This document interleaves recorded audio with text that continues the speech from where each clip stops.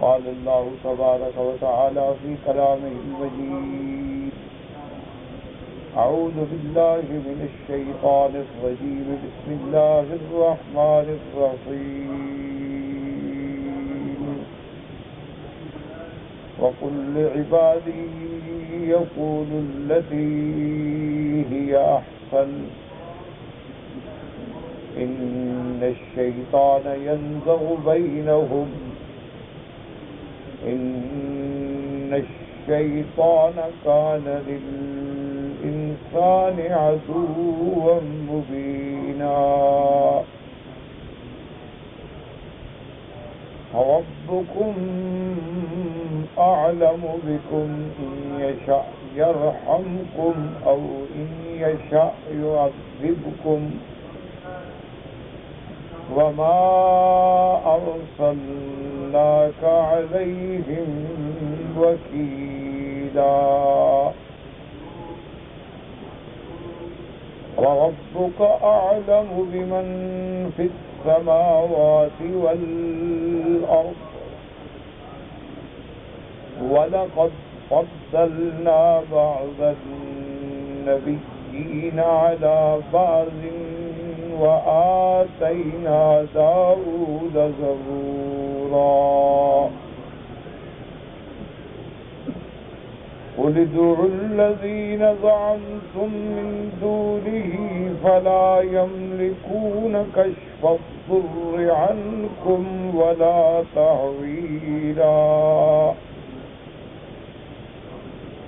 أولئك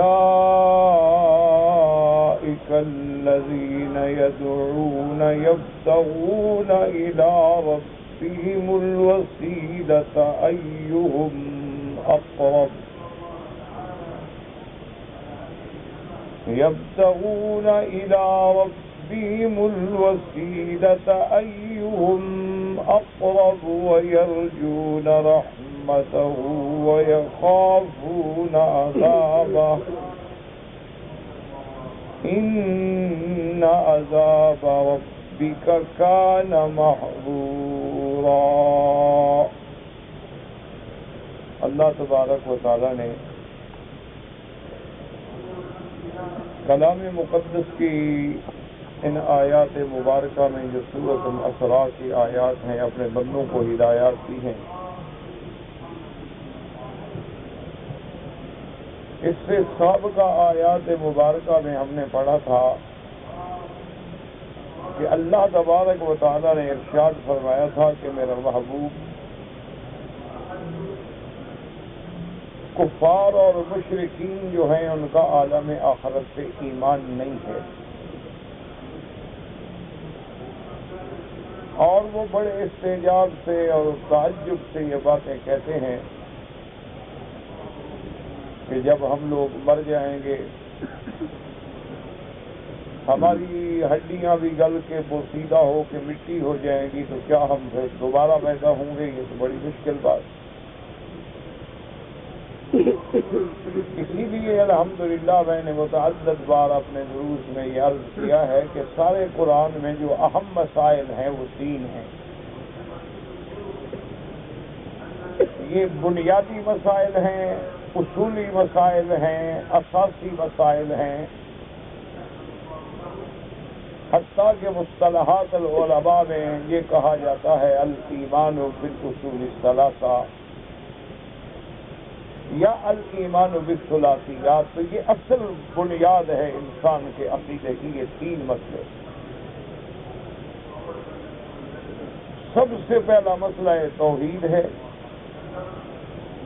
پھر توحید کی اقسام ہیں کہ توحید الوہیت ہے، توحید ربوبیت ہے، توحید بالاسماء والصفات.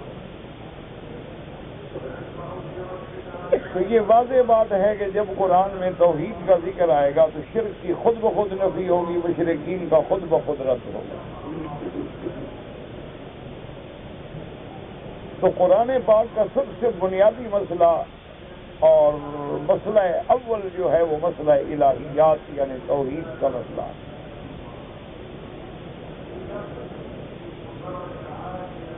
اور دوسرا مسئلہ ہے نبوت و رسالت. کہ اللہ نے جتنے انبیاء بھیجے ہیں یا رسول بھیجے ہیں ان پر ایمان لانا، ان سب کو اللہ کا پیغمبر، اللہ کا نبی، اللہ کا رسول سمجھنا، اور جس پیغمبر کی ہم امت ہیں اس کی پوری پوری اطاعت کرنا، یہ بنیادی مسئلہ ہے۔ تو صاف بات ہے کہ جب نبوت کا ذکر آئے گا اور رسالت کا ذکر آئے گا، اس بات آئے گا تو اس کے نہ ماننے والوں کا خود بخود رد بھی ساتھ ہوگا۔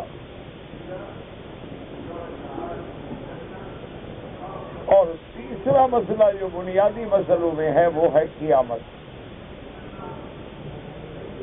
کہ آدمی کا ایمان ہو کہ ہم نے مرنا ہے، اور پھر ایک دن آئے گا جب قیامت قائم ہوگی کہ ہم سب پھر اپنے قبروں سے اٹھیں گے، اور پھر اللہ تبارک و تعالیٰ کے دربار میں حاضری ہوگی، نامہ اعمال تقسیم کیے جائیں گے، میزان عمل ہوگا، پھر اللہ کا فیصلہ ہوگا، ایمان والے جنت میں اور کفار جو ہیں جہنم میں۔ البتہ جو گناہگار ہوں گے، مسلمان ہیں، مومن ہیں لیکن گناہگار ہیں،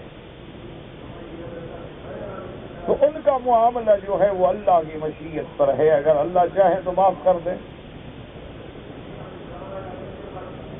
اور اگر اللہ تبارک و تعالیٰ چاہیں تو ان کے گناہوں کے مطابق، ان کے گناہوں کے قدر ان کو جہنم کی سزا ملے گی، لیکن ایک نہ ایک دن وہ جہنم سے نکلیں گے۔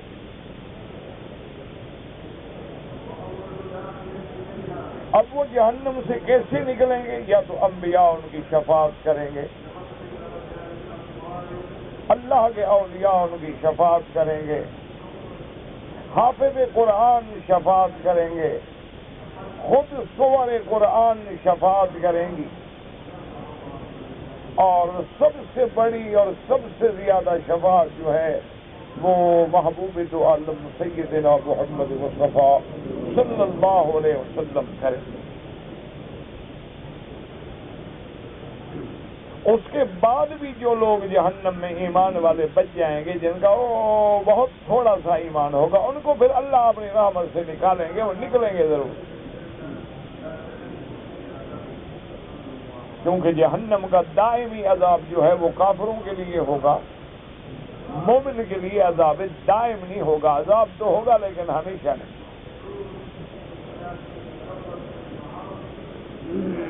اور اسی طرح پر جب یہ فیصلے ہو جائیں گے، پھر جنت والے جنت میں پہنچ جائیں گے اور جہنم والے جہنم میں، تو اللہ حکم دیں گے کہ موت کو لاؤ۔ موت جو ہے وہ ایک جانور کی شکل میں بھی کبشن املہن، یعنی جسے آپ میڈھا کہہ لیں،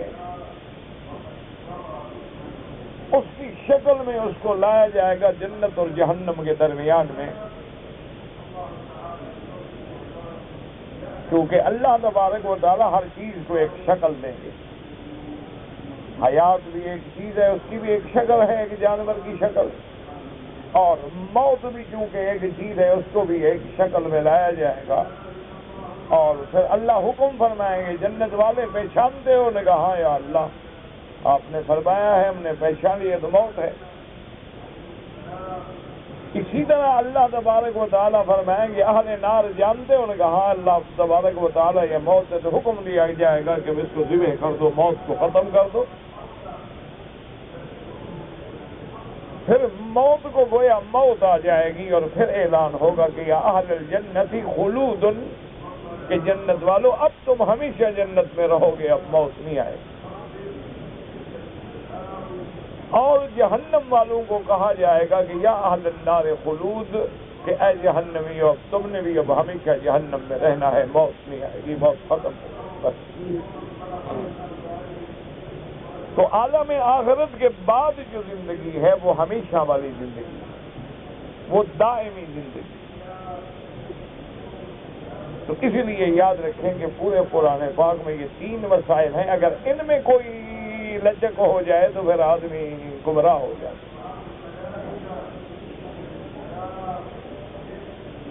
یہ تین اساس ہیں، بنیاد ہیں مسائل۔ اسی لیے میرے محبوب نے 40 سال کے بعد جب نبوت ملی ہے تو 13 سال صرف یہی مسائل سمجھائے. مکی زندگی میں اور کوئی مسئلہ نہیں آیا، نہ حج کا، نہ زکوٰۃ کا، نہ نماز با جماعت کا، نہ جہاد کا، نہ نفقات کا، نہ فے کا، نہ اموال غنیمت کا، نہ نکاح کا، نہ میراث کا، نہ طلاق کا. یہ کوئی مسئلہ نہیں مکی زندگی میں. یہ سارے مسائل اللہ نے مدینے میں بھیجے. صرف 13 سال جو محنت ہے محبوب دو عالم کی وہ اسی 3 مسئلوں پہ ہے. بس اسی کو کوشش کریں کہ یہ بنیاد ہماری صحیح ہو جائے.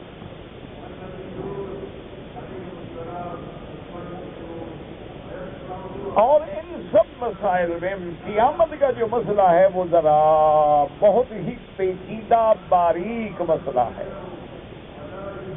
دقیق مسئلہ ہے. اس کی وجہ یہ ہے کہ ٹھیک ہے ہم نے خدا کو نہیں دیکھا، لیکن خدا کی نعمتیں اور خدا کی مخلوق تو ہمارے سامنے ہے نا.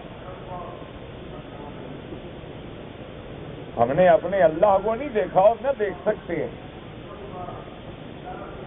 لیکن اگر کوئی ہمیں کہے بھی تم نے خدا کو کیسے پہچانا ہے، تو فی کل شیء لہ آیۃ، ہر چیز چیخ چیخ کر کہہ رہی ہے کہ میرا کوئی بنانے والا ہے.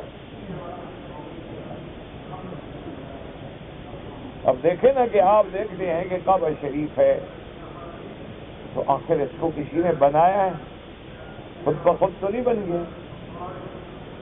کعبہ شریف میں ایک برنالہ مبارک لگا ہوا ہے، آخر کسی نے لگایا ہے. آپ جب جاتے ہیں کوئی بلڈنگ دیکھتے ہیں، کوئی جہاز دیکھتے ہیں، کوئی ہوائی جہاز دیکھتے ہیں، کوئی سائیکل دیکھتے ہیں، کوئی گاڑی دیکھتے ہیں تو فوراً سمجھ جاتے ہیں کہ اس کو کسی نے بنایا ہے. اور پھر اپنی نظریں دوڑاتے ہیں کہ یار یہ کس کمپنی کی ہے. اچھا جی ہاں یہ ٹویوٹا نے بنائی ہے، یہ نسان نے بنائی ہے، یہ مازدا نے بنائی ہے، یہ فلاں نے بنائی. لیکن یہ تو دماغ میں کبھی نہیں آتا نا کہ یہ کار سڑک پہ خود بخود کھڑے کھڑے بن گئی،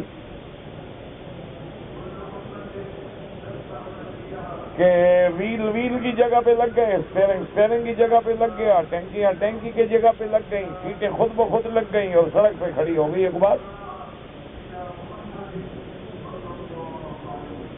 ایک عقل کا اندھا بھی اگر اپنے گھر کے سامنے گاڑی کھڑی ہوئی دیکھے تو وہ سمجھے گا کہ بھئی اس کو کوئی چلا کے لایا. یہ نہیں سمجھتا گاڑی خود بخود مکے سے چلی اور مدینے پہنچ گئی. آپ اگر کہیں کہ ٹیوب ٹرین چلتی ہے، آخر اس کے لیے بھی تو کسی نے پٹری بچھائی، اس ٹرین کو بھی کسی نے بنایا، اس کے لیے بھی کسی نے انجن لگایا، اس کی بھی کوئی منزل معین کی. اسی طرح آپ دیکھتے ہیں دنیا کی کسی چیز پہ نظر ڈالیں، آسمانوں پہ نظر ڈالیں، زمینوں پہ نظر ڈالیں، حیوانات پہ نظر ڈالیں، جمادات پہ نظر ڈالیں، نباتات پہ نظر ڈالیں، تو فوراً آپ کا دماغ یہ اپیل کرے گا، یہ پکار کے کہے گا کہ بھی کوئی ہے بنانے والا. اسی لیے اہل عرب کو خاصتاً اور تمام مخلوق کو عامتاً اللہ نے فرمایا کہ افلا ينظرون الى الابل، کیا تم اونٹ پہ غور نہیں کرتے؟ کیوں؟ عرب کے سامنے چونکہ اونٹ ہوتے تھے اس وقت کوئی ہاتھی پہ سوار بھی نہیں سوار ہوتے تھے کہ ہاتھی کی مثال دیتے. عرب جو ہیں وہ زیادہ تر اونٹ کو سواری کے لیے استعمال کرتے تھے اور گھوڑوں کو استعمال کرتے تھے. قرآن میں دونوں کا ذکر آیا ہے، اونٹ کا بھی آیا، والعادیات ضبحا میں گھوڑوں کا بھی ذکر آیا، کہ جو بات سمجھ آئے لوگوں کو.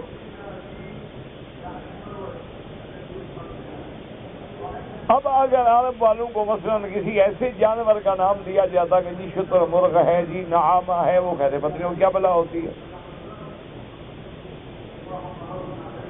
تو اس لیے اللہ نے وہ عام بات کی کہ جس کو بالکل ایک بدو جو ہے نا، عربی جو ہے، بالکل جاہل جو ہے وہ بھی سمجھ رہے. اللہ نے فرمایا افلا ينظرون، کیا تم تدبر نہیں کرتے الى الابل، اونٹ میں کیسے اس کو اللہ نے بنایا ہے. اس کی قامت کو دیکھو، اس کے طول کو دیکھو، اس کی قوت کو دیکھو، اس کے صبر کو دیکھو، اس کے تحمل کو دیکھو، اس کے بار برداری کو دیکھو، اور اس کی اتنی طاقت کے بعد دیکھو کہ 7 سال کا بچہ مہار پکڑ کے لے جا رہا.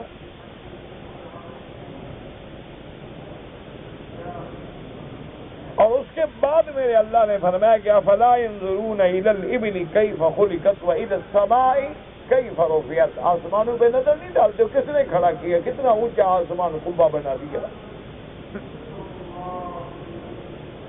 تم ایک مسجد کا قبہ بناتے ہو تو لوگ آتے ہیں دیکھتے ہیں حیران ہوتے ہیں کہ جی آرکیٹیکٹ نے کمال کر دیا, جی اتنا بڑا قبہ. اللہ نے فرمایا اس پہ بھی تو نظر ڈالو نا جس کے نیچے تم زندگی گزار رہے ہو.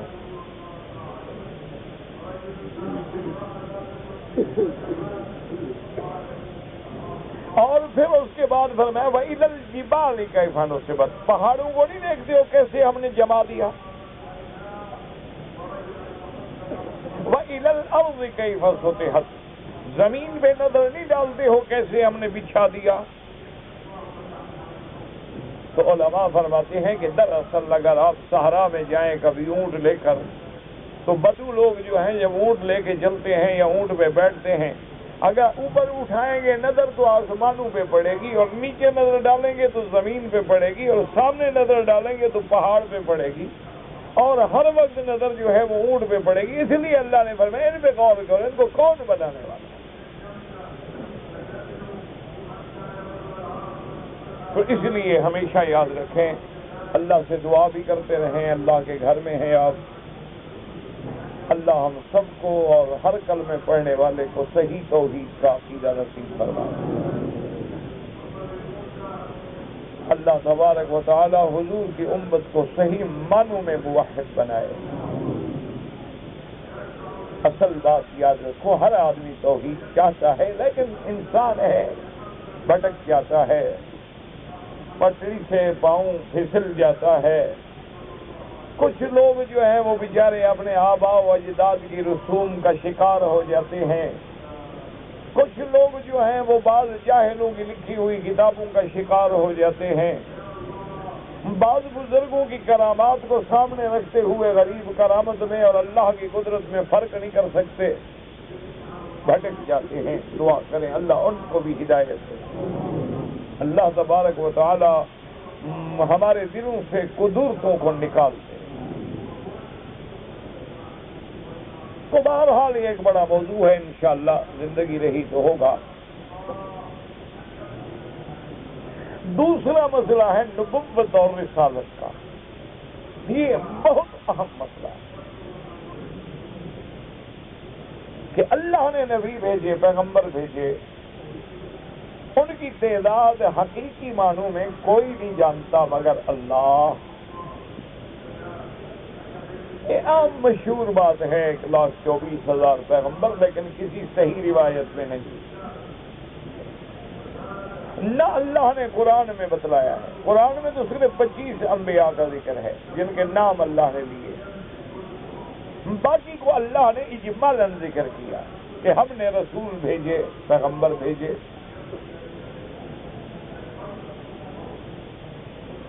اسی لیے قرآن بھی ہمیں اجمالی طور پر یہ سبق دیتا ہے, آمن الرسول بما انزل الیہ من ربہ والمؤمنون کل آمن باللہ وملائکتہ وکتبہ ورسلہ. ہمارا ایمان. ویسے اگر ہمیں عدد بتا دیا جاتا تو کوئی اس کا ہمیں فائدہ بھی نہیں, لاکھ آئے یا زیادہ آئے یا کم آئے, اللہ عالم, بس رسول آئے آمنا باللہ. لیکن جو صحیح روایتوں میں ملتا ہے وہ یہ ہے کہ ان میں 313 جو ہیں وہ رسول تھے, باقی جو ہیں وہ نبی تھے. اور یہ بات بھی دماغ میں رکھ لیں کہ جو رسول ہوگا وہ نبی ہوگا, لیکن یہ ضروری نہیں ہوتا کہ جو نبی ہو وہ رسول بھی ہو.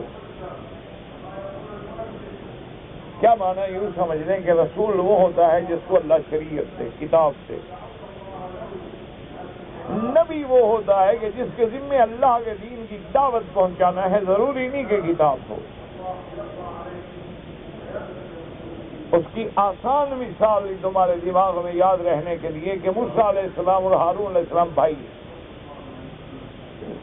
تو موسیٰ علیہ السلام جو ہیں وہ رسول بھی ہیں اور نبی بھی ہیں. ہارون علیہ السلام نبی تو ہیں لیکن رسول نہیں ہے، چونکہ شریعت موسیٰ علیہ السلام کو ملی ہے، ہارون کو نہیں ملی. ہارون علیہ السلام جو ہے وہ شریعت موسیٰ کے تابع ہیں، کتاب تورات کے تابع ہیں. تو رسولوں کے بارے میں آتا ہے حدیث میں کہ 313 ہیں. اور اللہ کی شان دیکھیں کہ اللہ نے نبیوں میں، کیونکہ رسول کا شان جو ہے وہ نبی سے زیادہ ہوتا ہے، یاد رکھو کہ سب سے زیادہ شان جو ہے وہ رسول کا ہوتا ہے، یاد رکھو، کیونکہ وہ صاحب شریعت ہے، صاحب کتاب ہے.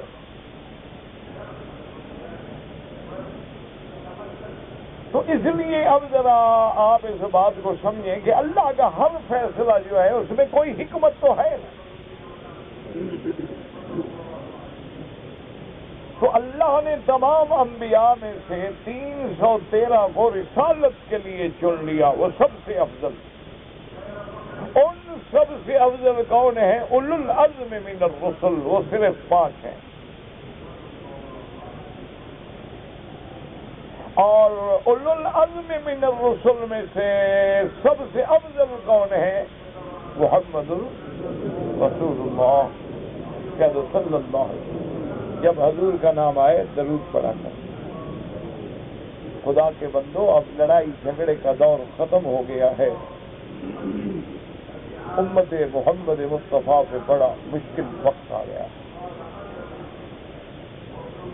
آپ کو الحمدللہ میرے گواہ ہیں، آپ جو میرے درس سننے والے لوگ ہیں، کہ اتنی طویل مدت سے الحمدللہ آپ دیکھیں نا، کوئی مسئلہ پوچھتا ہے میں کہتا ہوں بھائی حنفی ہو تو یہ کرو اور شافعی ہو تو یہ کرو. بھائی امام مالک یوں فرماتے ہیں اور امام احمد بن حنبل یوں فرماتے ہیں، اس لیے کہ لڑنے کی ضرورت ہی نہیں. تمام ائمہ برحق ہیں الحمدللہ. اسی لیے ہم یہ کھول کھول کے بیان کرتے ہیں کہ اختلاف نہ ہو. آج ساری دنیا کے علماء الحمدللہ اسی بات پہ آ رہے ہیں کہ جھگڑے نہ کرو.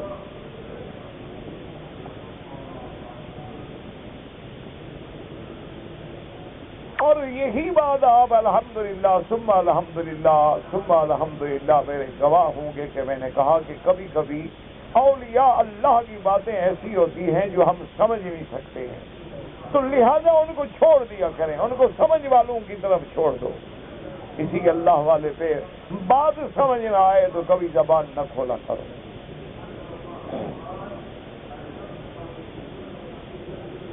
اللہ کا شکر ہے ہم نے ہمیشہ حضور کی امت کو اتفاق و اتحاد کی دعوت دی. یہ اللہ کا کرم ہے، ہماری اس میں کیا قابلیت ہے، کیونکہ اس کے علاوہ راستہ نہیں. اگر آپ نے کفر کا مقابلہ کرنا ہے اور آپ ابھی تک نمازوں پہ لڑ رہے ہوں تو کوئی آپ کی بات سنے گا ایمان سے. اگر آپ ساری دنیا کو دعوت دینے کے لیے جائیں گے جی اسلام میں داخل ہو جاؤ، کلمہ شریف پڑھ لو اور جنت کے حقدار بن جاؤ، جہنم سے بچ جاؤ، اور وہ کہیں کہ بابا کمال کی بات کرتے ہو، تم تو ابھی تک فیصلہ نہیں کر سکے کہ تمہارا نبی نور ہے یا بشر، ہمیں کس نبی کی دعوت دینے آئے ہو؟ تو ایمان سے کہیں کہ پھر ہماری بات میں کوئی وزن رہ جاتا ہے کہ 1400 سال میں امت یہ فیصلہ نہیں کر سکی کہ محمد مصطفیٰ انسان تھے یا نور تھے. خدا کے لیے اب ان جھگڑوں کو چھوڑ دیں، اختلافات کو چھوڑ دیں، افتراق کو چھوڑ دیں اور اتحاد کی کوشش کریں. اور اگر آدمی یہ فیصلہ کر لے کہ ہم نے کسی منزل پہ پہنچنا ہے ایمان سے، تو بات ہو سکتی ہے. لیکن اگر ہر آدمی اپنی 1.5 اینٹ کی مسجد الگ بنا لے، مسجد الگ، مؤذن الگ، نمازیں الگ، ٹوپیاں الگ، رنگ الگ، پگڑیاں الگ، تو پھر پوری امت، پوری دنیا کو آپ یہی سبق دے رہے ہیں کہ بھئی دشمن کو مارنے کی ضرورت نہیں، ہم ایک دوسرے کو خود مارتے رہیں گے، فکر نہ کریں.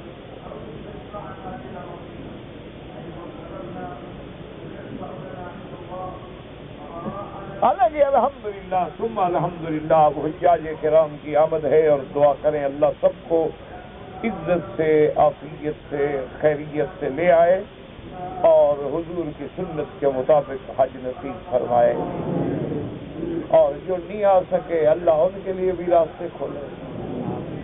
آج وہ بھی تو گھر میں بیٹھے حضرتوں سے دیکھتے ہوں گے نا کہ یار تم تو جا رہے ہو، میں رہ گیا۔ جو آ گیا ہے وہ شکر کرے، اور جو نہیں آیا وہ صبر کرے، اور اللہ سے دعائیں مانگے کہ کوئی کوتاہی تھی، ابھی گھر آنے کی اجازت نہیں تھی۔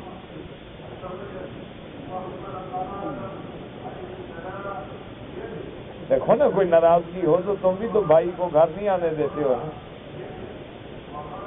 باپ ناراض ہو تو بیٹے کو نہیں آنے دیتا، خاوند ناراض ہو بیوی کو گھر نہیں آنے دیتا، تو اگر اللہ ناراض ہو تو ہم کیسے گھر میں آئیں؟ جو آ گئے ہو اللہ کا شکر کرو، اور جو نہیں آئے وہ صبر کریں اور دعائیں کریں، اللہ ان کے لیے بھی راستے کھولے۔ تو ایمان سے ٹھنڈے دل سے سوچا کریں، غور کیا کریں، میری باتوں کو دماغ میں رکھا کریں کہ آخر اللہ میاں کو کیا ضرورت تھی کہ ساری کائنات سے مسلمانوں کو کہتے کہ بابا جی ان کے پاس پیسے ہیں، آؤ ضرور آؤ، کعبے میں آؤ، حج کرو حج کرو حج کرو۔ کیوں؟ تم جو حج کرو گے اللہ میاں کو فائدہ ہو جائے گا؟ نہیں، اگر آپ حج کریں گے کعبہ شریف اونچا ہو جائے گا، نہیں کرو گے نیچا ہو جائے گا۔ ٹھنڈے دل سے غور کریں، کیا ضرورت ہے خدا کو؟ لیکن اللہ تبارک و تعالیٰ جو ہمیں حج کی دعوت دے رہے ہیں وہ یہی سبق ہمیں دے رہے ہیں کہ مسلمانوں، میرا کلمہ پڑھنے والوں، تمہارا مرکز ایک ہے، تمہارا قبلہ ایک ہے، تمہارا قرآن ایک ہے، تمہارا نبی محمد الرسول اللہ ایک ہے، تمہارا احرام ایک ہے، میرے دروازے پہ حاضر ہونے کا ترانہ ایک ہے، مینا ایک ہے، عرفات ایک ہے، تاکہ حضور کی امت کو ایک سبق ملے کہ تیرے دربار میں پہنچے تو سبھی ایک ہوئے، نہ کوئی بندہ رہا نہ کوئی بندہ نواز۔ اس سبق کو پڑھنے کے بعد بھی اگر ہم مسجدیں الگ بنائیں، ایمان سے کہیں،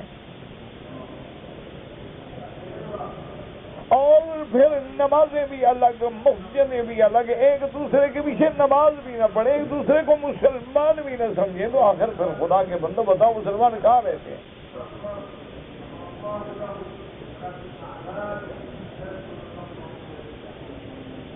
یہی وہ وجہ ہے کہ آج پورے عالم میں مسلمانوں کی ہوا اکھڑ چکی ہے۔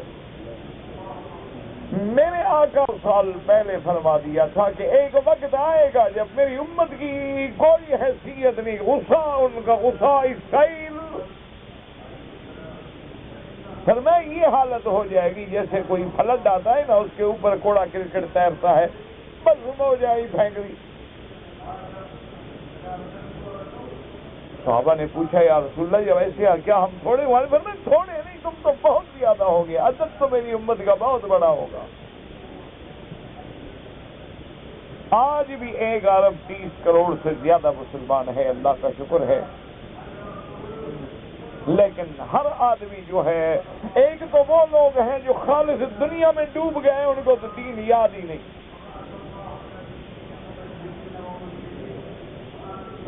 وہ تو دنیا میں ایسے غرق ہو گئے ہیں، ان کو تو صرف اتنا پتا ہے کہ بھئی میرے ماں باپ نے میرا نام مسلمان والا رکھا ہے اور باپ میرا مسلمان تھا۔ ان سے کبھی کبھی کوئی اتفاقاً بات ہو جائے تو وہ کہتا ہے میں نے دادے کو نماز پڑھتے دیکھا تھا، ابا میاں تو خیر شریف آدمی تھے، وہ تو نہیں پڑھتے تھے، ابا میاں جو تھے وہ پڑھے لکھے آدمی تھے، ماڈرن آدمی تھے، ماشاءاللہ، وہ بڑے ماشاءاللہ سوشل آدمی تھے، اور بڑا ان کا حلقہ تھا، وہ منہ کے نیچے ٹکرے نہیں مارتے تھے۔ البتہ دادا کچھ پرانے دور کے تھے، بیوقوف تھے، وہ کبھی کبھی پڑھتے تھے۔ ایک تو ہمارا وہ طبقہ ہے جن کی راتیں کلب میں گزرتی ہیں، جو پانی کے بجائے وسکی پیتے ہیں، جو اپنے حلال کے بجائے لوگوں کی بیٹیوں کی عزت و عصمتوں سے کھیلتے ہیں، جو بیچ کے کنارے پہ آ کے شیطانی حرکتیں کرتے ہیں، جو نیو ایئر مناتے ہیں اور کرسمس پہ کافروں کو خوش کرتے ہیں، ایک تو وہ طبقہ ہے نا، ان کے لیے بھی دعا کرو، ہم تو ان کے لیے بھی دعا کرو. کوئی ہمارے دشمن تو نہیں نا، وہ بھی مسلمانوں کی اولادیں ہیں. اور ایک وہ طبقہ ہے میرا بھائی، یہ تو چلو دنیا میں کھو گئے، ڈوب گئے، شہوات و لذات میں پڑ گئے. زین للناس حب الشہوات من النساء والبنین والقناطیر المقنطرۃ من الذھب والفضۃ. ان کو تو ہر وقت یہ چکر ہے، 99 کے چکر میں ہے. ڈالر کا کیا ریٹ ہے، یورو کا کیا ریٹ ہے، یورو کا کیا ریٹ ہے، مارک کا کیا ریٹ ہے، ڈالر کا کیا ریٹ ہے، وہ اسی چکر میں.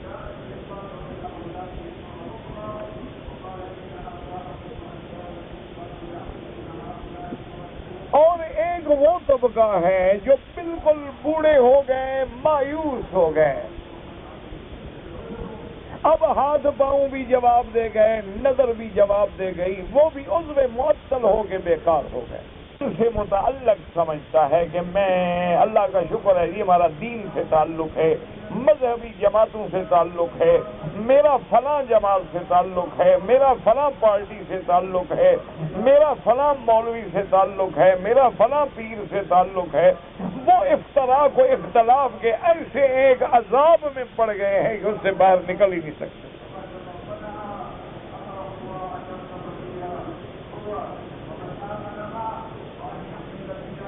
وہ کسی دوسرے کی نماز کو نماز سمجھنے کے لیے تیار نہیں، حج کو حج ماننے کے لیے تیار نہیں،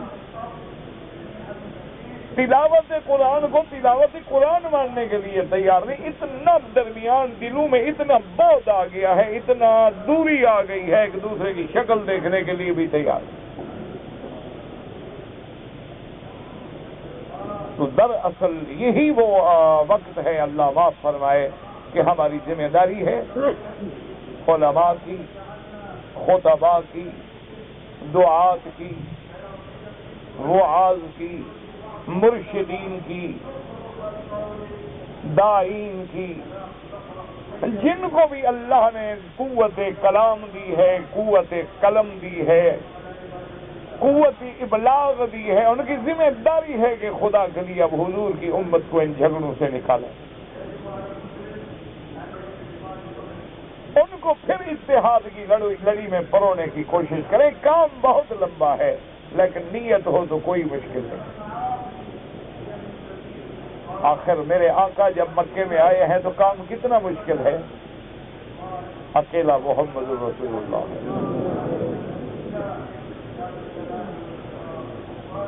بالکل اکیلے کھڑے ہوئے ہیں کوہ صفا پہ. یا معشر قریش قولوا لا الہ الا اللہ. آپ تو اب اللہ کے شکر میں مکے میں ہیں نا، آنکھیں بند کر کے غور کریں نا، وہ کیا عالم ہوگا جب غار حرا سے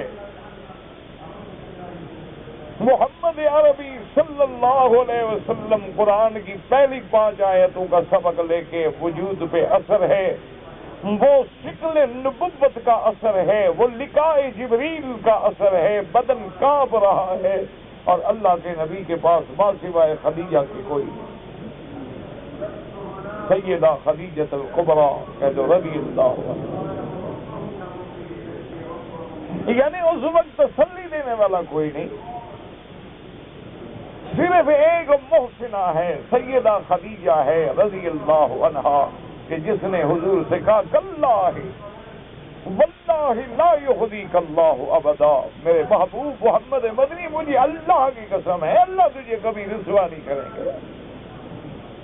آپ کیوں گھبراتے ہیں؟ حضور فرماتے ہیں زملونی زملونی زملونی، خدیجہ میرے اوپر کپڑا ڈالو، مجھے سردی کر رہی. جب حضور کی طبیعت میں ٹھہراؤ آتا ہے تو وہی صرف سیدہ خدیجہ ہے جو لے کے آپ کو ورقہ ابن نوفل کے پاس جاتی ہے. اب اکیلے نبی نے، اللہ کے پیغمبر نے اللہ کے حکم پہ کھڑے ہو کے دعوت دی. تمام مراحل سے گزرے، ایمان سے کہیں کہ وہ دعوت پھر کیسے پھیلی، صرف عرب میں نہیں وہ عجم میں بھی اللہ نے پہنچائی، اور ایک وقت آئے گا اور وہ وقت بہت قریب ہے، لِيُظْهِرَهُ عَلَى الدِّينِ كُلِّهِ، جب دین اسلام تمام ادیان پہ غالب آ جائے گا۔ تو اس لیے خدا کے لیے اللہ سے دعا مانگو اور کوشش کرو، دلوں سے قدورتیں دھو ڈالو، نفرتوں کو دھو ڈالو۔ ہاں بالکل دعوت پہ سودا نہیں ہو سکتا۔ دیکھیں نا اب حضور کے لیے تو کافر بھی کہتے تھے نا جی سلو کر لو، توحید کا نام نہ لو۔ یہ معنی نہیں ہوتا کہ اپنا عقیدہ چھوڑ دو یا توحید نہ بدلاؤ یا اصل مسائل کو چھپا ڈالو، نہ، سمجھانے کی کوشش کرو اور جو بلا وجہ اختلاف ہیں ان کو مٹانے کی کوشش کرو۔ ایک آدمی ٹھیک ہے وہ توحید ہی نہیں مانتا، قرآن ہی نہیں مانتا، اللہ کو نہیں مانتا، نبی کو نہیں مانتا، حضور کو نہیں مانتا، نماز، اس کو کیا، اور کیسے جڑ سکتے ہیں ہم؟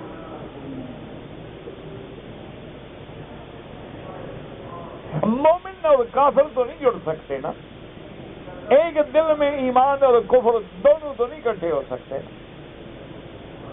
تو دوسرا مسئلہ جو ہے مہم مسائل میں وہ کیا ہے؟ وہ ہے نبوت و رسالت، اور تیسرا مسئلہ قیامت ہے۔ اسی لیے میں نے عرض کیا کہ قیامت کا مسئلہ بڑا دقیق ہے، باریک ہے، یہ سمجھنا جو ہے بڑا مشکل ہو جاتا ہے۔ اس کی وجہ کیا ہے؟ اس کی وجہ یہ ہے، یاد رکھو کہ قیامت کا مسئلہ جو ہے عالم غیب سے ہے، عالم آخرت سے ہے، جو عالم ہم نے دیکھا نہیں، سمجھے کیسے؟ دیکھو نا، آپ نے ساری زندگی ماشاءاللہ کتابیں پڑھی اور ساری زندگی نماز پڑھتے ہو، کدھر رخ کرتے ہو؟ قبلے کی طرف، لیکن ایمان سے کہیں جب تک کعبہ نہیں دیکھا تھا، اب دیکھنے کے بعد جو سمجھ آیا وہ پڑھنے سے تو سمجھ نہیں آیا نا۔ ورنہ تو ہر آدمی جب نماز پڑھتا ہے تو اللہ اکبر رخ قبلے کی طرف، لیکن اس کو پتہ نہیں ہوتا کہ وہ قبلہ کیا ہے، وہ سمجھتے ہوتا ہے بس اللہ کا حکم ہے، قبلہ ہے، ادھر ہوگا۔ جب اللہ اسے لے آتے ہیں اور وہ اپنے آنکھوں سے آگے دیکھتے ہیں، اب سمجھ جاتے ہیں اچھا یہ قبلہ ہے، یہ حتیم ہے، یہ میزاب ہے، یہ رکن یمانی ہے، یہ حجر اسود ہے، یہ مقام ابراہیم ہے، اچھا یہ چاہ زمزم ہے، یہی حضرت اسماعیل لیتے تھے۔ اب مشاہدہ ہو رہا ہے نا۔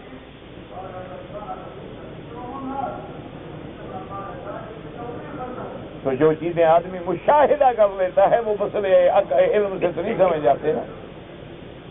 تو اسی طرح یاد رکھیں کہ جن کے لیے اللہ نے پردے کھول دیے ہیں ان کو تو سمجھنا مشکل کوئی نہیں، ورنہ تو ایک بڑی عجیب بات ہے نا جی کہ جو لوگ ہزاروں سال پہلے مر گئے واپس نہیں آئے۔ آدمی مر جاتا ہے، قبر کھلتی ہے، مٹی بھی نہیں ملتی، گل جاتا ہے، سڑ جاتا ہے، اللہ عالم کیا ہو جاتا ہے، پتہ ہی نہیں کدھر یہ ہڈیاں شڈیاں، لوگ اس کو جناب صاف کر کے اٹھا کے باہر پھینک دیتے ہیں، مٹی کو دوسرا مردہ دفن کر دیتے ہیں۔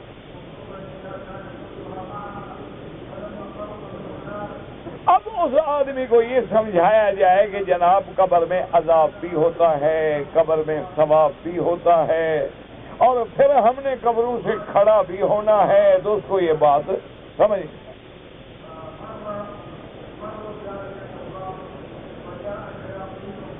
اس کو جب یہ کہا جائے کہ جب ہم مر جائیں گے قبر میں ہوں گے تو منکر نکیر فرشتے آئیں گے، سوال کریں گے۔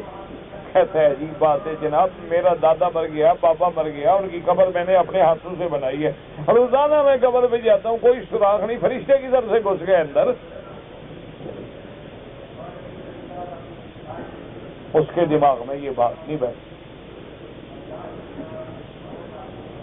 اس کو جب کہو گے جی مرنے کے بعد کافروں کو عذاب ہوگا اور مومن کو ثواب ہوگا، وہ کہتا ہے جناب کمال ہے، کتنے کافر ہیں، انگریز ہیں، یہودی ہیں، ان کو ہسپتالوں میں کولڈ سٹوریج میں رکھا گیا ہے، 10-10 سال سے رکھے ہوئے ہیں، کوئی عذاب نہیں، شکل بھی نہیں بدلی، بالکل ٹھیک ٹھاک سوٹ پہن کے لیٹے ہوئے، کیونکہ انگریز تو سوٹ کے ساتھ دفن کرتے ہیں نا، باقاعدہ سوٹ پہنا کے۔ وہ کہتا ہے کہ جناب دیکھو کوئی شکل نہیں ہے۔ یہاں آپ دیکھتے ہیں کہ کبھی کبھی مشکلات ہو جاتے ہیں، بندہ مر جاتا ہے، وارث نہیں ملتے تو دروازے میں رکھ دیتے ہیں، فریزر میں رکھ دیتے ہیں، رکھا رہتا ہے 2 سال رکھا، 2 سال کے بعد مسائل حل ہوتے ہیں، لوگ لکڑی کے تابوت بناتے ہیں، بند کرتے ہیں، اپنے ملک میں لاشیں لے جاتے ہیں، ٹھیک ہے کوئی بات نہیں، کہتے ہیں جناب کمال کی بات ہے، کافروں کو ہمارے آنکھوں کے سامنے فریج میں رکھا ہوا ہے، کوئی عذاب نہیں ہوا۔ اور دیکھیں جناب، ہم نے ایک نمازی آدمی کو دفن کیا قبرستان میں، سال کے بعد قبر کھولی، وہاں مٹی نہیں ملی، تو آپ کیسے کہتے ہیں کہ مسلمان کو فائدہ ہوتا ہے اور کافر کو تکلیف ہوتی ہے؟ تو یہ باتیں سمجھ نہیں آتی۔ اس کا نتیجہ یہ نکلتا ہے کہ آدمی پھر انکار کر دے، وہ کہتا ہے بھئی کوئی عذاب قبر نہیں، کچھ نہیں، نہ کوئی مردے شردے سنتے ہیں، نہ کوئی سلام، یہ تو ہم ایسے کہتے ہیں کہ بس اللہ ان کو اجر دیں گے، لیکن یہ سارا اجر ملے گا قیامت میں، اب کچھ نہیں۔ جب ابتدا میں ہم نے قبر کا ہی انکار کر دیا، پھر قیامت کو کیسے مانیں گے؟ کہ یہ مان لینا کہ قیامت آئے گی اور یہ سب کچھ فنا ہو جائے گا، تو کافر کہتے ہیں کمال کی بات ہے جناب، ایک آدمی محل بناتا ہے، اس پہ 2 کروڑ روپے لگاتا ہے، اور محل بنا کے 2 سال کے بعد بلڈوزر لے آئے توڑنے لگ جائے، سب کہیں گے بھئی اس کا دماغ خراب ہو گیا، عجیب بات، دیکھو 2 کروڑ روپے خرچ کیا، کوٹھی بنائی، عالیشان کوٹھی ہے، توڑا ہے بغل۔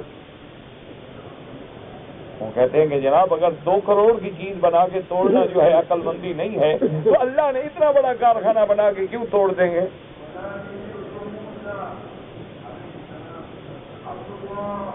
تو اس لیے ان کو یہ مسائل سمجھ نہیں آتے۔ جب کہا جائے کہ آسمان پھٹ جائیں گے، جب کہا جائے کہ تارے جھڑ جائیں گے، جب پڑھا جائے کہ سورج و چاند بے نور ہو جائیں گے، جب ان کو بتلایا جائے کہ دریا جو ہے وہ آگ ان سے بھڑک اٹھے گی، وہ کہتے ہیں کمال ہے جناب، دریا پانی ہے، پانی میں بھی بلا آگ ہوتی ہے۔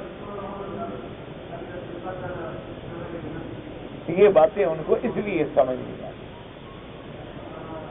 اور اس کی ایک موٹی سی بات میں عرض کر دوں، خدا کرے آپ کی سمجھ میں شاید آ جائے، شاید کہ اتر جائے تیرے دل میں میری بات، وہ یہ ہے کہ یوں سمجھو کہ یہ دھوکھا کیوں لگتا ہے کہ ہم ایک نور کو تو دیکھتے ہیں، دوسرے کو نہیں دیکھتے۔ حالانکہ جب تک 2 نور کٹھے نہیں ہوں گے آدمی فائدہ نہیں اٹھا سکتا۔ کیا مانا، دل کا نور ہے لیکن آنکھیں نہیں، آدمی اندھا ہے تو اس کو نظر نہیں آتا، کیوں؟ ایک نور تو ہے لیکن اس کا اپنا نور نہیں۔ اچھا، تمہارا اپنا نور موجود ہے لیکن بجلی بند ہو گئی، گھر میں اندھیرا ہو گیا، تو اب بھی فائدہ، کیونکہ آنکھوں والا نور تو ہے لیکن آگے نور نہیں ہے۔ تو اسی لیے یاد رکھ لو کہ عقل کا نور تو ہے، لیکن جب تک اس میں قرآن اور محمد کے فرمان کا نور نہ آئے قیامت سمجھ نہیں آتی۔ تم ایک نور سے سمجھنا چاہتے ہو تو کیسے سمجھ آئے؟ اسی لیے سارے قرآن میں دیکھو وَأَنزَلْنَا إِلَيْكَ نُورًا مُبِينًا، اللہ فرماتے ہیں محمد مدنی ہم نے تیری طرف کھلا ہوا نور اتارا ہے۔ وَاتَّبِعُ النُّورَ الَّذِي أُنزِلَ مَعَهُ، اللہ فرماتے ہیں میرے مدنی کی اتباع کرو، اور جو نور میں نے اس کے ساتھ بھیجا ہے اس کی اتباع کرو، قرآن۔ اسی طرح قرآن کہتا ہے قَدْ جَاءَكُم مِّنَ اللَّهِ نُورٌ وَكِتَابٌ مُّبِينٌ۔ اسی لیے قرآن کہتا ہے اللہ ولی الذین آمنوا یخرجهم من الظلمات الى النور والذین کفروا اولیاؤهم الطاغوت یخرجونهم من النور الى الظلمات۔ اسی طرح قرآن کہتا ہے قیامت والے دن مومنوں کا کیا عالم ہوگا، نورہم یسعی بین ایدیہم۔ اسی لیے قرآن کہتا ہے کہ مومن قیامت میں دعائیں کریں گے اتمم لنا نورنا۔ اس لیے ہمیشہ یاد رکھو کہ جب تک وہ نور وحیین یعنی وحی قرآن اور وحی محمد مصطفیٰ صلی اللہ علیہ وسلم کا نور نہ آئے، صرف عقل سے مسئلے سمجھ نہیں آئیں گے قیامت کے نہ قبر سے۔ اور جس دن وہ نور ایمان کی روشنی اندر آ گئی پھر مسئلہ ہی کوئی نہیں. پھر آدمی سمجھ لیتا ہے کہ جو خدا ماں کے بطن میں بچے دانی کے اندر رحم کے پردوں میں 3 اندھیروں میں بچے کو روٹی پہنچا سکتا ہے، خوراک دے سکتا ہے، اس کے اطوار کو تبدیل کر سکتا ہے، اس کے جوڑ کو بنا سکتا ہے، شکلیں بنا سکتا ہے، آنکھ کی جگہ پہ ہے، ہاتھ کی جگہ پہ ہے، جو اس کوٹھی اس غار میں اس کے فرشتے پہنچنے پہ قادر ہیں تو قبر کی غار میں پہنچنے پہ بھی قادر ہے. تو سارے مسئلے حل ہو جاتے ہیں. لیکن شرط یہ ہے کہ نور قرآن ہو اور نور، یہی وہ وجہ تھی نا جیسے میں نے عرض کیا ہے کہ معراج کا مسئلہ ابو جہل کو سمجھ نہ آیا. کیوں؟ اس نے عقل والے نور سے کام لیا. اس نے کہا کمال ہے، مکے سے 1 مہینہ لگتا ہے مسجد اقصی جانے کا، اور پھر آسمان تو پتہ نہیں کتنی دور ہے، اور اللہ کا نبی فرماتے ہیں 1 رات میں مجھے معراج ہوا ہے. یہ عقل کی بات ہے بھلا؟ اس کے بعد عقل والا نور تو تھا لیکن ایمان والا نور نہیں تھا، وہ نہ سمجھ سکا معراج. جب ابو بکر صدیق کے پاس آئے تو اس نے 1 سیکنڈ بھی نہیں لگایا، اس نے کوئی آرگومنٹ بھی نہیں کی ہے، اس نے کوئی دلائل، کوئی بحث، کوئی اس کے اوپر دلائل کی بات، اس نے ایک بات کی. اس نے کہا ابو جہل دیکھو لمبی چوڑی بات نہ کرو، جو تم کہہ رہے ہو حضور کہتے ہیں اسراء معراج کا، تم نے سنا حضور کہتے ہیں؟ میں نے کہا میں ابھی سن گیا. انہوں نے کہا سادہ کا رسول کہاں ہے؟ سچ ہے.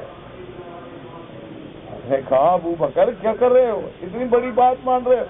اور کہا چھوڑ ابو جہل، ہم تو اس سے بڑی بات مانتے ہیں. اگر جبریل وحی لے کے آسمانوں سے روزانہ میرے نبی کے پاس آ سکتا ہے تو ایک دفعہ اگر نبی اوپر چلے جائیں تو کون سی مشکل بات ہے بھائی؟ جو اللہ جبریل کو بھیجنے پہ قادر ہے وہ محمد مصطفیٰ کو بلانے پہ قادر نہیں ہے. اب فرق کیا تھا کہ ابو جہل نور ایمان سے محروم تھا اور ابو بکر کے پاس نور ایمان بھی تھا، نور عقل بھی تھا، فوراً مان گیا سادہ کا رسول. تو اب جن کے پاس نور ایمان ہے جب وہ پڑھتے ہیں عذاب قبر وہ کہتے ہیں بھئی حضور نے فرمایا میں نے خود دیکھا ہے ان قبر والوں کو عذاب ہو رہا ہے. کہتے بس بات ختم. جب حضور نے دیکھ لیا، حضور فرماتے ہیں میں نے خود دیکھا ہے کہ جنت میں محل ہیں. میں نے پوچھا کس کا؟ انہوں نے کہا عمر کا ہے. تو بات ختم ہوگی، پھر لمبی چوڑی بحث میں جانے کی ہمیں ضرورت ہی نہیں. تو اس لیے یہ 3 مسائل ہیں. اور چوتھے مسئلے میں جو آج ہم نے آیت پڑھی ہے اس نے اللہ نے ہمیں ایک سبق دیا ہے، اس سبق کو مختصر سمجھ لو. وَقُلْ عِبَادِي يَقُولُ الَّتِي هِيَ أَحْسَنُ. اللہ نے فرمایا میرے مدنی میرے بندوں کو، اپنی امت کو کہہ دو کہ جب بات کریں تو اچھے کلمات کہیں، اچھی بات کریں. بعض علماء فرماتے ہیں کہ یہ خطاب ہے کہ جب کافروں سے بھی بات کرو تو اچھی طرح بات کرو. دیکھو نا، اب تم اس کو کہو تم جہنمی ہو، تم کافر ہو، تم مردار ہو، تم منحوس ہو، تمہاری بات سنے گا؟ تو حکم ہے کہ ان سے بھی اچھی بات. جب ان سے اچھی بات کرنے کا حکم ہے تو آپس میں بھی اچھی بات کرو، عزت سے ملو، عزت سے خطاب کرو. دشمن سے بھی بات کرو تو طریقے سے بات کرو، کیونکہ تم اگر باتوں میں گندی بات زبان سے نکالو گے تو شیطان کو موقع دو گے. دشمن تو انتظار میں بیٹھا ہے کہ باتوں میں تمہیں لڑا دے. اس لیے اللہ نے آگے فرما دیا کہ ان الشیطان ینزغ بینہم، شیطان ان کے درمیان میں فساد کرا دیتا ہے، جھگڑا کرا دیتا ہے. ان الشیطان کان للانسان عدوا مبینا. اللہ نے فرمایا میرے بندو شیطان انسانوں کے لیے کھلا دشمن ہے. کھلا دشمن کیسے کہ دشمن چھپا بھی ہوتا ہے، کھلا بھی ہوتا ہے. وہ تو ایسا دشمن ہے جس نے اعلان کر دیا تھا میرا اللہ میں تیرے بندوں کو گمراہ کروں گا. ثم لآتینہم من بین ایدیہم ومن خلفہم وعن ایمانہم وعن شمائلہم ثم لا تجد اکثرہم شاکرین. اللہ میں تیرے بندوں کو آگے پیچھے دائیں بائیں ہر طرح گمراہ کروں گا، اور تیرے بندوں کو بالکل ایسا گمراہ کروں گا کہ بہت تھوڑے لوگ بچیں گے. تو جو اپنی دشمنی کا واضح اعلان کر چکا ہے، تم پھر ان کی باتوں پہ آتے ہو، پھر ان کے کہنے میں جھگڑوں میں پڑتے ہو، پھر ان کے کہنے میں فتنوں میں پڑتے ہو. تو اس لیے سب سے پہلا کام یہ ہے کہ زبان پہ کنٹرول. اگر اپنی زبان پہ کنٹرول ہو جائے تو سمجھو فتنے ختم ہو گئے. اللہ آپ کو بھی اور مجھے بھی یہ قوت و طاقت عطا فرمائے. کہتے جی کہ جو آدمی جنت میں جائیں گے عربی زبان، جو بھی جنت ہو جہنم سب عربی بولیں گے، زبان سے کوئی فرق نہیں پڑتا. عربی کافر بھی بولتے ہیں، مسلمان بھی بولتے ہیں. جنت ہوگی، بلکہ یوں سمجھ لو کہ ہم جب مرنے کے بعد قبر میں جائیں گے عربی شروع ہو گئی. من ربک ما دینک ما تقول فی حق ھذا الرجل. سوال جواب سب عربی میں ہوگا، نہ ہندی میں ہوگا نہ پشتو میں ہوگا.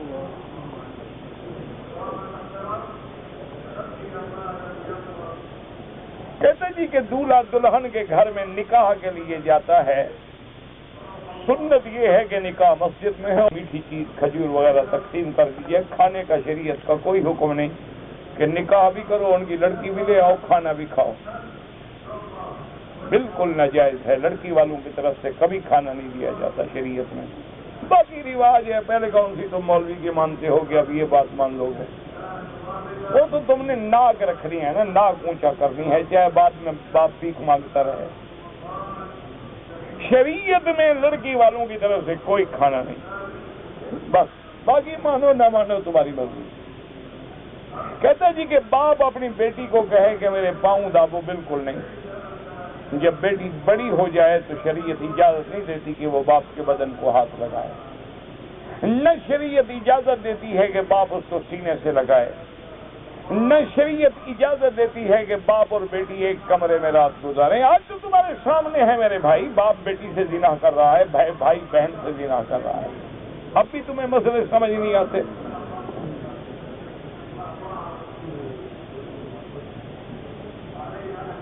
کہتے جی کہ حرم مکہ میں ایک نماز کا ثواب 1,00,000 گنا. گناہ ایک لکھا جائے گا، گناہ لاکھ نہیں لکھا جائے گا، لیکن وہ ایک بھی بربادی کے لیے کافی ہے.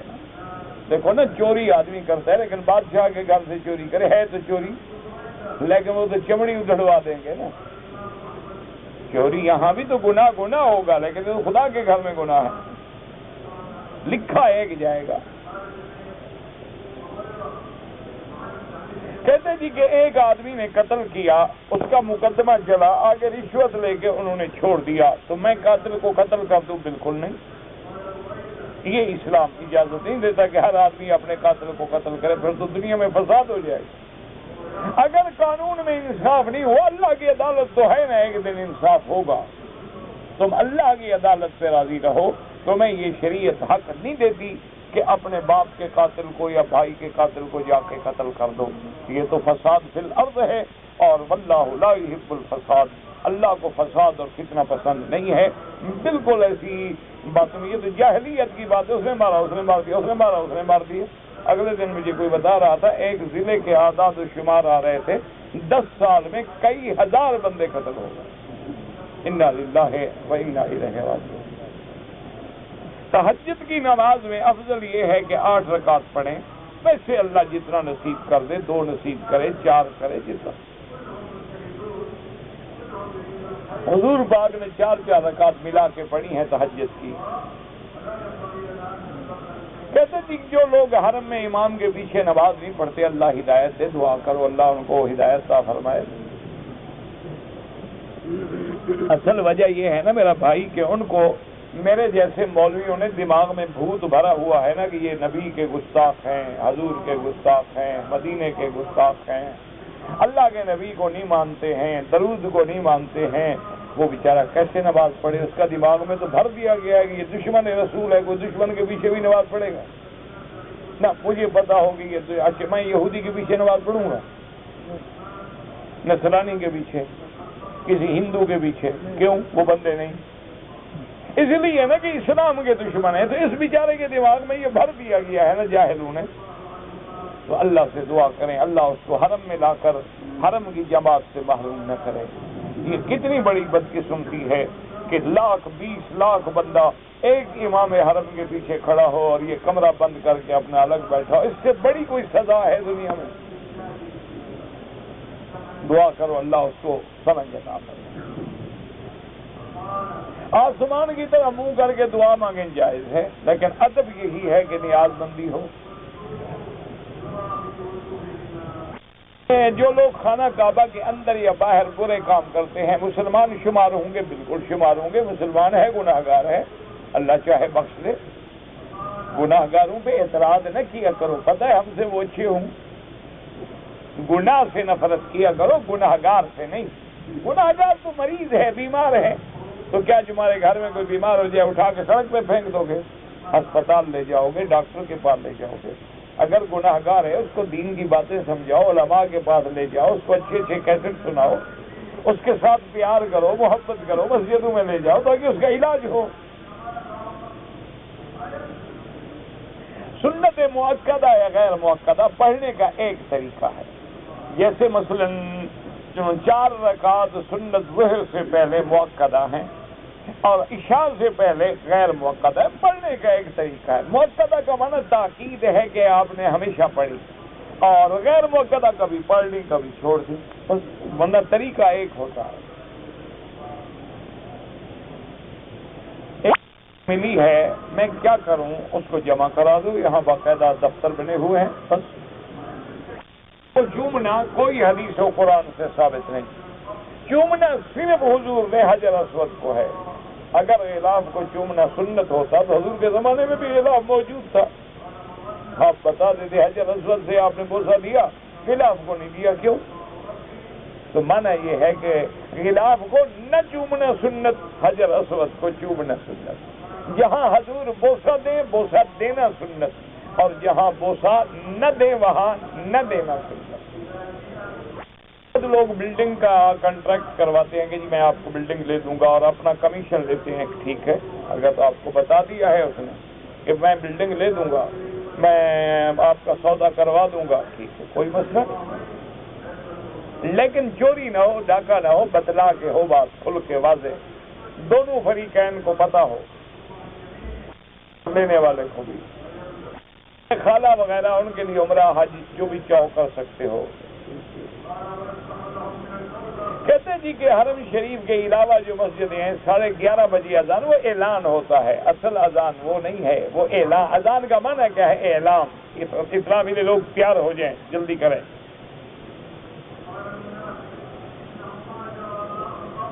अगर इन हज के महीनों में कोई उम्रा करे, हज फर्ज नहीं होता। अगर पहले हज कर चुका है, कोई हज नहीं। जिंदगी में हज एक दफा फर्ज है। ये तो लोगों ने बना रखा है, हज में उम्रा करोगे तो हज हो गया, उम्रा करोगे तो हज हो, कोई मसला नहीं।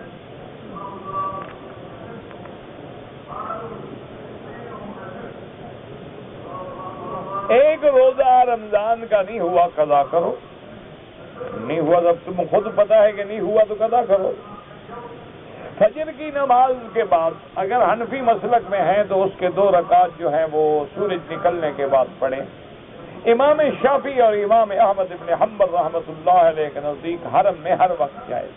इसका हल है कि अगर तुम हरम में बैठे हो, मक्के में हो, कोई जल्दी नहीं, कोई जाना नहीं, आराम से बाद में पढ़ लो ताकि किसी का इख्तलाफ न रहे। और अगर काफिला जा रहा है, गाड़ी तैयार खड़ी है, तो एक इमाम के नज़दीक गुंजाइश मिलती है, फायदा उठा लो। कोई झगड़े का मसला तो है ही नहीं।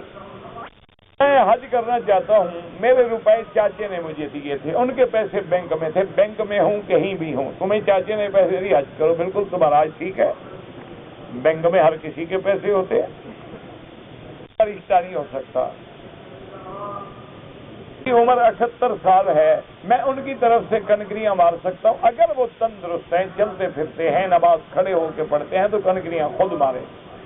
अगर कमजोर हैं, ज़ईफ हैं तो तुम मारो, वकील बन जाओ, पहले अपनी कनकरियां मारो फिर उनकी मारो। اگر عورت ہے تو 35-40 سال کی وہ کپڑی کنکریاں خود مارے، بعد میں مارے جب رش نہ ہو، بس کوئی مسئلہ نہیں۔ اگر کوئی عورت ہے اس نے 1 دن کنکریاں ماری ہے اور 2 دن نہیں ماری، دم پڑ گئی۔ 1 دن نہ مارے تب بھی دم ہے اور 3 دن نہ مارے تب بھی دم ہے۔ لیکن یہ نہ کہنا کہ چلو یار گھر آ جاؤ، نہیں ماریں گے، ایک بکری دینی ہے نا، گناہ ہے، ایسا نیت کرنا بھی گناہ ہے۔ وہ تو یہ ہے کہ اگر رمی رہ گئی ہے غلطی سے دم دے دے، 10 تاریخ کی رمی کوئی دوسرا کرے نہیں، ہر آدمی اپنی کرے، الا وہ جو معذور ہے۔ حتیٰ کہ بعض فقہا فرماتے ہیں معذور کی تعریف یہ ہے کہ چل نہ سکتا ہو اور نماز بھی کھڑے ہو کے نہ پڑھ سکتا ہو۔ یہ معذور نہیں ہوتے کہ سارا دن بازار پھرتے ہیں، کہتے ہیں ہم نے بڈھے ہیں جی، بوڑھے ہیں جی، سارا دن شاپنگ کرتی ہیں عورتیں، کہتی ہیں نہیں ماری کنکری تم مار دینا، کیوں جی تم کیوں مار دو، بالکل خود ماریں۔ ہم حج افراد والے ہیں اور مسجد میں پہنچ جائیں عرفات کے میدان میں تو پھر امام جیسے نماز پڑھائیں اسی طرح پڑھیں۔ وہ 2 رکعت پڑھائیں گے اور ظہر عصر کو جمع کریں گے، جھگڑے میں نہ پڑیں۔ اگر اپنے اپنے کیمپوں میں ہو اور اپنے مسلک پہ چلنا چاہتے ہو تو پھر اپنی جماعتیں کر لو، کوئی بات نہیں، کوئی مسئلہ نہیں، جھگڑا نہیں، کچھ نہیں۔ امام بخاری اور امام مسلم، صحابہ میں شیخین ابو بکر و عمر، صاحبین ابو حنیفہ کے صاحبین ابو یوسف اور محمد بن حسن الشیبانی، کہ ایک آدمی کی بیوی سے تعلق ہے، محبت ہے، لیکن اس کو بلا وجہ ایک شک ہے کہ ایک نوجوان لڑکا اس کے گھر میں آتا جاتا ہے اور وہ چاہتا ہے کیوں گولی مار دو جی، شک ہے طلاق دے دو، گولی کیوں مار دو، تمہیں یہ کس نے حکم دیا ہے گولی مار دو؟ سب سے پہلی بات تو یہ ہے کہ بلا وجہ شک پہ کیوں ایسے فیصلے کرتے ہو؟ زیادہ سے زیادہ اس آدمی پہ پابندی لگا دو بھی اندر میرے گھر مت آؤ، السلام علیکم، بات ختم ہو گئی۔ ہو سکتا ہے تمہاری بیوی بیچاری بے گناہ ہو اور تم تہمت بھی لگاؤ اور قتل کی نیتیں بھی کرو، توبہ کرو، استغفار کرو، بلا وجہ شک نہ کرو۔ اپنی بیوی سے زنا کرے، بیوی سے زنا تو نہیں ہوتا، بیوی سے تو نکاح ہوتا ہے۔ اب مجھے تو سمجھ نہیں ہے کہ بیوی سے کیسے زنا ہوتا ہے، بیوی تو حلال ہے تمہارے لیے، اللہ کے بندے، زنا غیر محرم سے ہوتا ہے۔